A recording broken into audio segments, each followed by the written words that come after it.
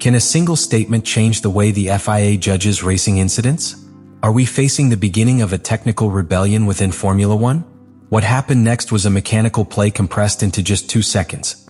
Piastri saw Antonelli lose traction at the exit of the main straight, a barely noticeable but crucial detail.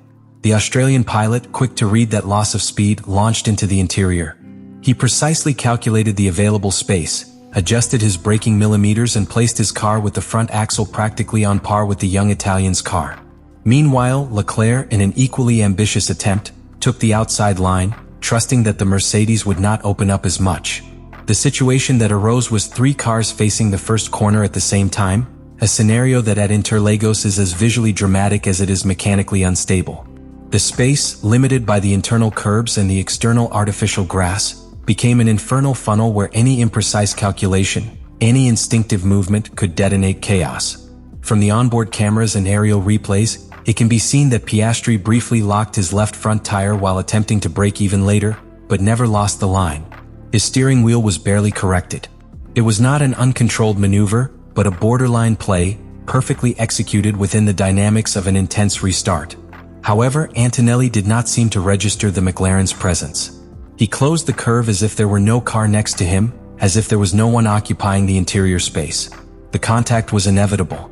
Piastri's front axle touched Antonelli's rear tire, creating a lateral catapult effect.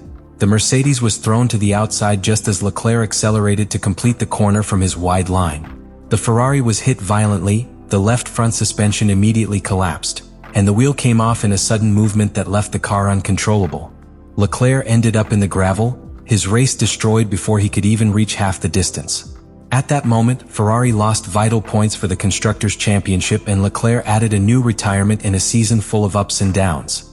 Piastri, who had executed a maneuver that many pilots consider legitimate within the spirit of the competition, became the target of an investigation that, although quickly resolved, was tremendously controversial.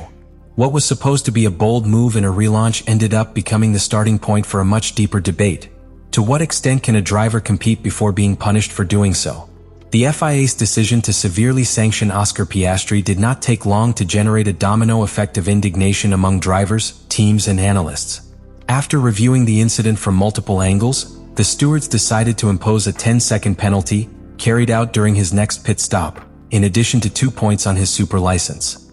The justification was clear but controversial. Piastri was declared fully responsible for the collision, arguing that he did not meet the established criteria for overtaking on the inside of Turn 1 at Interlagos. The basis for this decision is found in the technical document that governs the FIA driving standards for the 2025 season, in particular Article A.I, which defines the parameters to consider an overtake as legitimate. According to this regulation, for a driver to have the right to be left with space by another when overtaking on the inside, his front axle must be at least at the height of the side mirror of the car he is trying to overtake before and at the apex point of the curve. Additionally, the car must be in complete control, without significant blocking or trajectory corrections that indicate a hasty or out-of-control maneuver. The stewards interpreted that, although Piastri was very close to meeting that condition, he did not do so completely. The centimeter difference in the reference point was enough for them to consider their action a violation.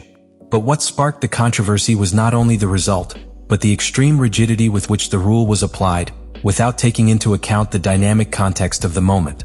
3 cars entering a tight curve parallel, all with compromised trajectories without time for measured reactions or ideal scenarios. And yet, the interpretation of the regulations was done coldly, with a textual reading that ignored the real complexities of motorsport on the track. This is the critical point that has ignited the debate throughout the paddock. Where is the interpretation of shared risk in complex maneuvers? Because if each overtaking that involves risk is sanctioned unilaterally, then what is promoted is a version of conservative Formula One, where drivers are forced to refrain from attempting bold moves, for fear that a subsequent evaluation from a steward's booth will penalize them harshly. The punishment not only had technical consequences for Piastri, but also sporting and psychological ones.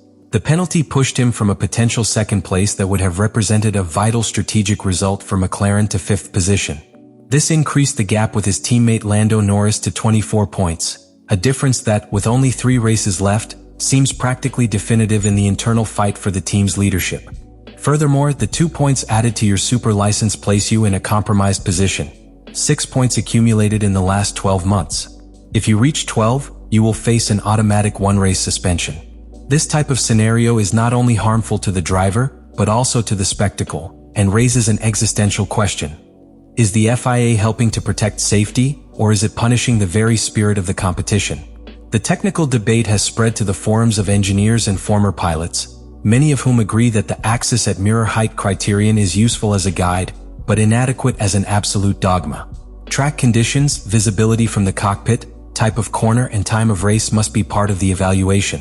Ignoring these nuances turns a sports guide into a bureaucratic sentence. When Andrea Stella appeared before the media in the mixed zone at Interlagos, he did not do so as a team leader who simply wanted to defend one of his drivers. He did it as an engineer, as a strategist, as a leader who understood that what happened on the track was just the tip of the iceberg. With a serene face but with precise and firm language, Stella delivered one of the most resonant statements of the entire 2025 season. And what she said was much more than an emotional reaction. It was a methodical, thoughtful accusation with profound implications for the future of Formula One. In terms of the penalty, I would say it's definitely on the harsh side, Stella commented, setting a tone of elegant but unequivocal criticism. He did not overrule the commissioners, he did not raise his voice, but he did dismantle point by point the criteria used to sanction Oscar Piastri. According to the McLaren director, the Australian's maneuver, although intense and at the limit, never compromised control of the car. The slight blocking during braking was not indicative of lack of control, but rather an additional reduction in speed precisely to avoid contact. Oscar, it is true we see a small blockage, but at the same time, it is capable of maintaining the trajectory, which is ultimately what counts, he emphasized. This seemingly minor technical detail was the core of Stella's argument. Instead of falling into the trap of debating centimeters and rearview mirrors, he moved the conversation to the field of the car's dynamic behavior. Piastri at no time lost his driving line. The car responded, obeyed the pilot's orders. There was no understeer, there was no oversteer, there was no past braking input like those that have historically been severely punished. What there was a legitimate maneuver within the reasonable margins of aggressiveness that characterize Formula One in its purest version. But Stella didn't stop there. His statement became progressively more philosophical and critical. He raised a question that perplexed many within the paddock. If this type of overtaking is no longer allowed, then what is the point of racing? This phrase was not only a defense of its pilot, but a direct provocation to the very architecture of the regulation. With these words, the Italian suggested that the current interpretation of the rules by the FIA is not only restrictive, but is beginning to stifle the essence of competitive motorsport. The most striking thing is that Stella was not alone in his diagnosis. In the following days, multiple important figures in the world of F1, from former stewards to technical commentators and retired drivers, began to quote his words in the media and social networks.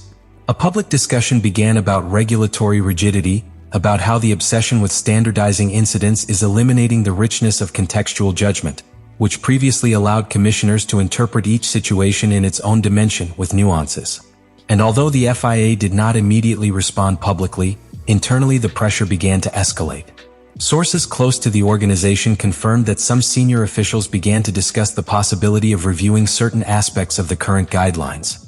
Not for fear of criticism, but for fear of losing something much more important: technical and moral credibility in their role as arbiters of the highest category of world motorsport. The sanction imposed on Oscar Piastri was not simply a time penalty. It was a strategic earthquake in the middle of one of the tightest fights for the Drivers' and Constructors' Championship in recent years. At a time when every point is worth its weight in gold, especially between teammates who are simultaneously fighting for internal prestige and contractual hierarchy, such a punishment transforms the order of forces within McLaren and completely reconfigures the competitive board. Will the governing body react and adapt the regulations to the real needs of modern competition? Or will they continue to cling to a rigid interpretation that risks killing the essence of the sport from within? Let me know what you think about all this in the comments.